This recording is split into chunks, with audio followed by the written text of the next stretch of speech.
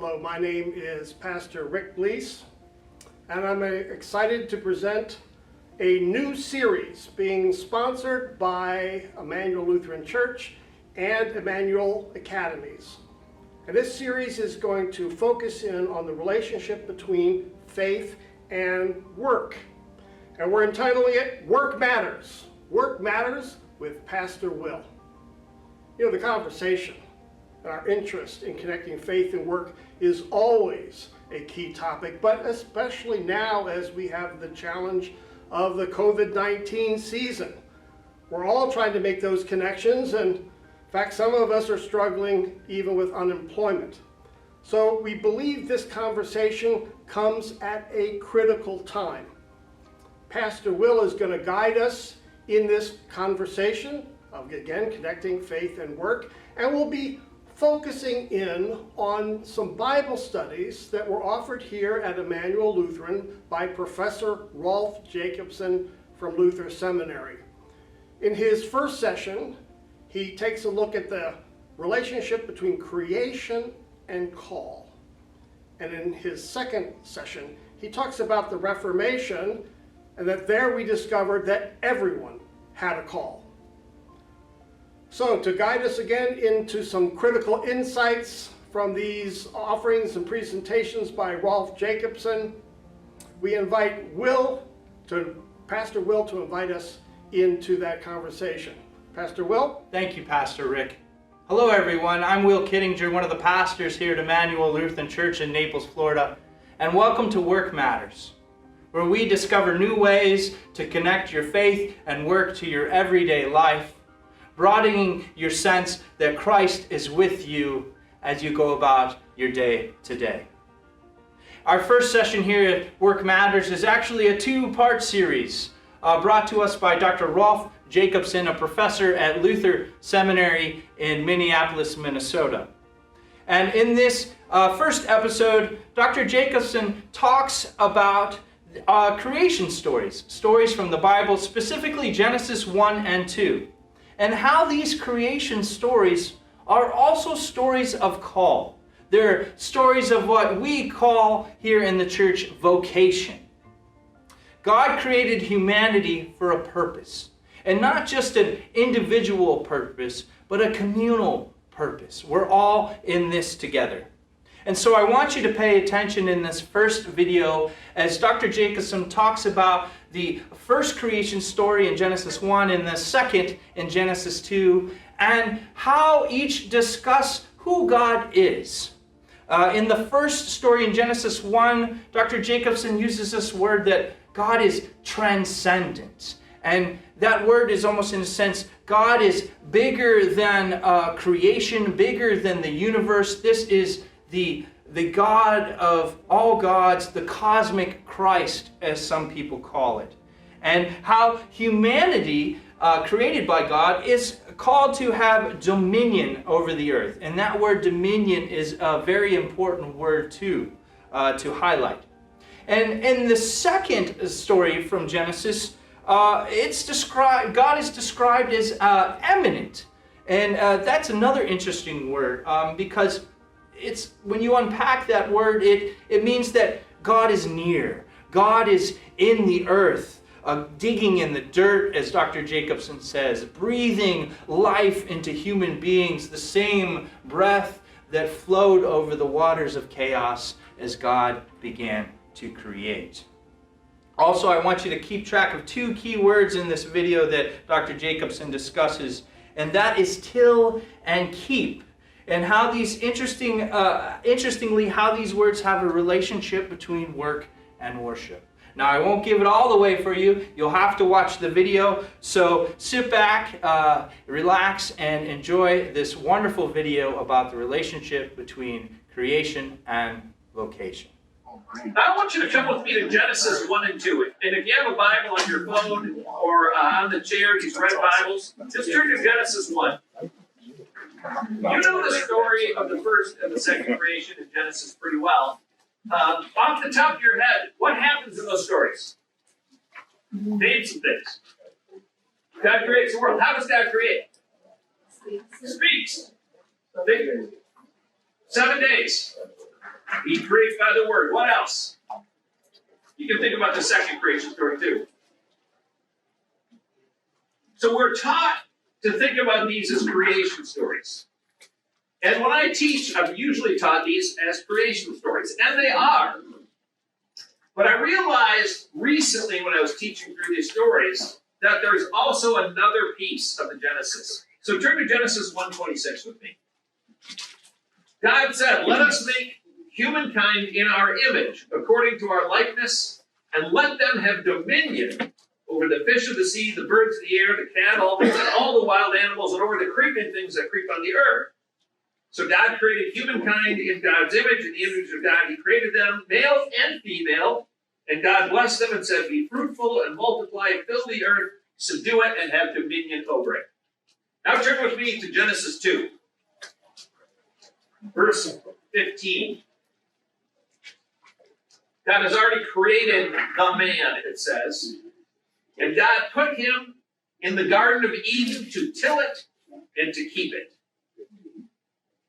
So, not only are these creation stories, but these are vocation or calling stories. Because in each story, God doesn't just create humankind. God creates humankind to have a role, a communal vocation. Now, what I find interesting, and I probably didn't learn this, I'm sure my students taught this to me. I was taught years ago, so in Genesis 1, right, you have the transcendent God. The reason we have two creation stories is we need them both. Genesis 1, God is transcendent, right? This disembodied person who speaks and creation comes into existence. God is cosmic. Then in Genesis 2, right, God is immanent as opposed to transcendent, or right, God is near. God gets down to the earth and digs into the dirt, breathes life into the human being. So God is here cosmic, and here God is really local and gets down in the mud with us. And over here, humanity's role is to be like God. Have dominion over the earth and subdue it, right? But over here, God says, your job is to till and to keep the garden. And those words in Hebrew are really big theological words. When it's just translated to till and to keep, it doesn't sound like the Hebrew word sound. The Hebrew word is, the first word is the word that means worship and work and service. You are to serve the earth. You ever wonder why we call our worship a worship? The reason we do is that in Hebrew, the word for work, service, and the word for worship, service, are the same word. And that's why Protestants call worship services, and Catholics call them the Mass, right? So you've got cosmic God and humanity having a role over creation to subdue it, to order it. Maybe subdue is too strong. Maybe it means to organize it, to order it. But over here, it's to serve. And the second word is to keep, which means to guard, to take care of. The watchman in Psalm 130, when it says, I wait for the morning more than watchmen for the morning. I used to run the radios at a security office for years to pay for school. This was my job, and I'd have the midnight shift, and we'd wait for morning to come, right? That's how we wait for God. But that watchman word is what it means to keep. So we are to serve the earth and to preserve it. And those two things go together. So as humanity, we have this vocation. And I think we take the ordering of creation so for granted in North America in this 21st century that you have to take yourself back 2,000 years. The earth is wild and wrestling a life from the earth, wrestling the means of survival from the earth was a communal task. Breaking the soil through the sod so that it would grow and produce and so on. My daughter's a biology major at a place called Concordia College, right? And the job is to study creation in order to better serve it, right? She's taking one class now on parasites. Did you know you can take a whole class just on parasites? I did not know that. And then she takes another class in virology, right? So what she wants to do is help defeat diseases, right? Well, that's subduing, ordering the earth.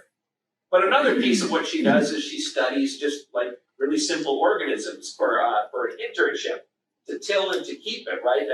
And figure out how the local ecology is suffering the effects of our life, and to figure out how to bring certain pieces back. I'm going to stop. Oh, one more thing. At the end of Genesis 2, there's a story. It says the human being is alone, and God, after Genesis 1, God says, "Oh, He created this. It's good. This is good. The earth is good. The sea is good. The sky is good. Human beings are very good." And then it says, "It is not good that the human being is alone." And so then at the end it says, "Therefore, man and woman leave father and mother, and they cling to each other." And take you back to Luther. That's a vocation story, right? We have vocation. So Adam and Eve have vocation to be spouse to each other. And then they are parents to their children. It's vocation. So all of these things, I've learned recently that Genesis 1 and 2 are not only creation stories, but they're call stories that teach us that we have a calling in the world. All I can say is wow. Thank you, Dr. Jacobson, for that short but insightful video about the relationship between creation and vocation, and how these creation stories are call stories. There are stories of why we were created for a purpose in this world, to serve God and to serve one another. Hey, did you happen to check out the two accounts of creation in Genesis 1 and in Genesis 2? How in the first Genesis account of creation that God is this transcendent being, as Dr. Jacobson used the term, that God is this universal creator, this cosmic Christ. And did you see that juxtaposed with Genesis 2 creation, where God is immanent, God is down with us in the dirt, in the earth, digging, forming human beings out of the dirt and breathing life into them, the same breath that it flows over the waters of chaos as God creates. How about those two verbs that Dr. Jacobson talked about, tilling and keeping, and how the Hebrew word for till, avodah, is the same word for worship and work together, and how those aren't separated in the eyes of the Hebrew people. And that's what we're called to do too. We're called to connect, worship, and work together, and make people realize that everything that they do in their work is a form of worship, a form of honor and glorifying God for who God is and for what God has done for us. And then there's that other word, keep, shamar, keep, guard, watch, as Dr. Jacobson said as of his story as a night guard, a security guard when he was finishing his classwork. And so we have these two words, to till and to keep, juxtaposed with this idea of this grand God who creates, but also this same God who creates also on a one-to-one, forming out of the earth and the dirt. Wow, what a wonderful video. And we hope you enjoyed it. If you'd like to continue this conversation with me about the relationship between creation and vocation, send me an email, pastorwill@naplesemmanuel.org, or you can hop on one of our two Facebook pages. The first one is facebook.com/Naples Emmanuel. The other is facebook.com/Emmanuel Community Park. Like us, leave us a comment. We'll be sure to get back to you so that we can continue this wonderful conversation about our call stories, our creation stories, how they are blended together, how they are in a sense the same thing, and that we were created for a purpose. This is Work Matters with me, Pastor Will.